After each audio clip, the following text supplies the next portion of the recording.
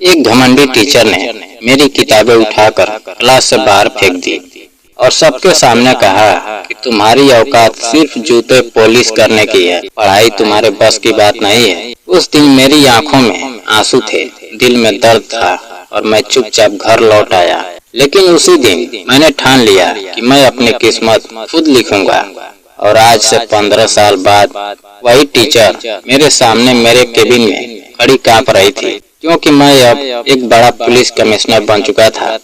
उस दिन जब हवलदार ने आकर कहा कि एक बूढ़ी टीचर मुझसे मिलने की जिद कर रही है, तो मुझे अंदाजा भी नहीं था कि वो वही औरत होगी जिसने मेरे आत्मसम्मान को कुचला था। जब वो मेरे सामने आई और मैंने कुर्सी घुमाकर उसे देखा तो उसके हाथ से फाइल गिर गई। उसकी आंखों में डर साफ दिखाई दे रहा था और वह धीरे से बोली, अजय। मैं उसे पहचान चुका था, लेकिन मैंने खुद को शांत रखा। उसने कांपती आवाज में अपनी परेशानी बताई कि कुछ गुंडों ने उसके घर पर कब्जा कर लिया है और उसकी बेटी को उठाकर धमकी दी है। मैं उसे सुनता रहा और मेरे अंदर पुरानी यादें जागने लगी। वह दिन जब मैं गरीब था, जब मैं जूते पॉलिश करता था और उसी वजह से मुझे क्लास में अपमानित किया गया था। लेकिन आज हालात बदल चुके थे।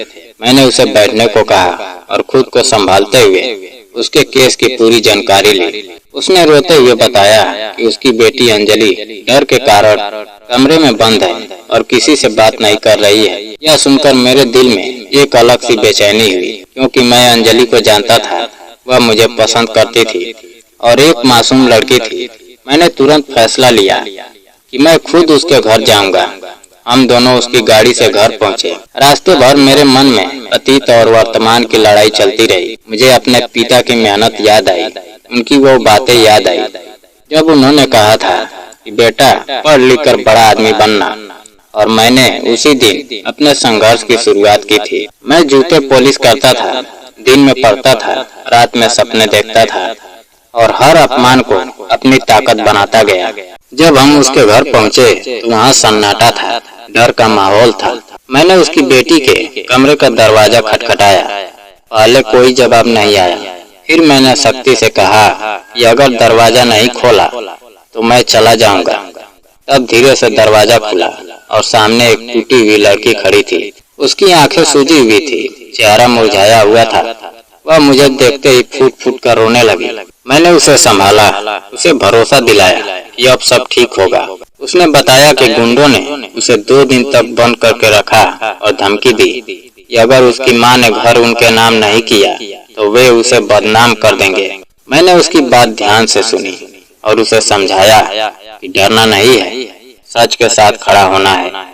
मैंने उसे वादा किया कि मैं उन लोगों को सजा दिलाऊंगा और फिर मैं तुरंत थाने गया। अपनी टीम के साथ कार्रवाई शुरू की और कुछ ही घंटों में उन गुंडों को पकड़ लिया। पूछताछ में उन्होंने अपना जुर्म कबूल कर लिया और उन्हें जेल भेज दिया। जब मैं वापस सविता मैडम के पास गया तो मुझे लगा मुझे धन्यवाद कहेंगे, लेकिन उन्होंने जो कहा उसने मुझे अंदर तक हिला दिया। उन्होंने कहा कि जो उन्होंने मेरे साथ किया वह जानबूझकर किया था, क्योंकि वह चाहती थी कि मैं जिंदगी में कुछ बड़ा करूं। उन्होंने कहा कि अगर वह मेरे साथ नरमी दिखाती तो शायद मैं उतना संघर्ष नहीं करता जितना मैंने किया। मैं उनकी बात सुनकर चुप रह गया, क्योंकि मेरे लिए यह समझना आसान नहीं था कि उनका तरीका सही था या गलत। लेकिन इतना जरूर था कि मेरे हर दर्द ने मुझे मजबूत बनाया। मैंने कुछ नहीं कहा और वहाँ से निकल गया। अंजलि अब धीरे धीरे ठीक हो रही थी, लेकिन उसने मुझसे बात करना कम कर दिया। शायद वह अपने अंदर चल रही भावनाओं को समझ नहीं पा रही थी। कुछ समय बाद मैंने यह सब अपने माता पिता को बताया।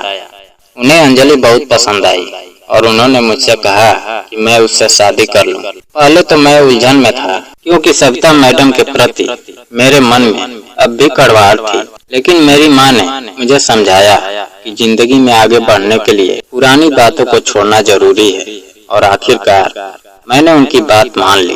मैं अपनी माँ के साथ अंजलि के घर रिश्ता लेकर गया और वहाँ सब कुछ बहुत जल्दी तय हो गया। अंजलि की आंखों में खुशी थी और कुछ ही महीनों में हमारी शादी हो गई। शादी के बाद जिंदगी बदल गई।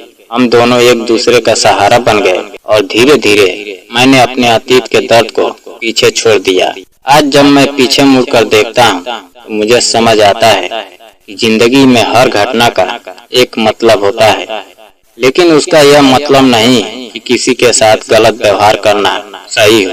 एक टीचर का काम सिर्फ पढ़ाना नहीं होता, बल्कि एक छात्र को समझना, उसका हौसला बढ़ाना भी होता है। अगर उस दिन मैं टूट जाता तो शायद आज यहाँ तक नहीं पहुँच पाता। इसलिए हर इंसान को यह समझना चाहिए, शब्दों की ताकत बहुत बड़ी होती है। एक अच्छा शब्द किसी की जिंदगी बना सकता है और एक बुरा शब्द किसी को हमेशा के लिए तोड़ सकता है। मेरी कहानी सिर्फ मेरी नहीं है, यह हर उस इंसान की कहानी है जिसने अपमान सहा है लेकिन हार नहीं मानी, जिसने दर्द को ताकत बनाया और अपनी पहचान खुद बनाई। इसलिए अगर जिंदगी में कोई आपको छोटा समझे तो उसे जवाब देने के लिए गुस्से की नहीं बल्कि कामयाबी की जरूरत होती है। और याद रखिए, असली जीत वही है जब आप अपने दर्द से ऊपर उठकर दूसरों के लिए इंसाफ का रास्ता चुनते हैं। दोस्तों, अगर कहानी पसंद आई हो तो वीडियो को लाइक और चैनल को सब्सक्राइब करना ना भूलें। जय हिंद।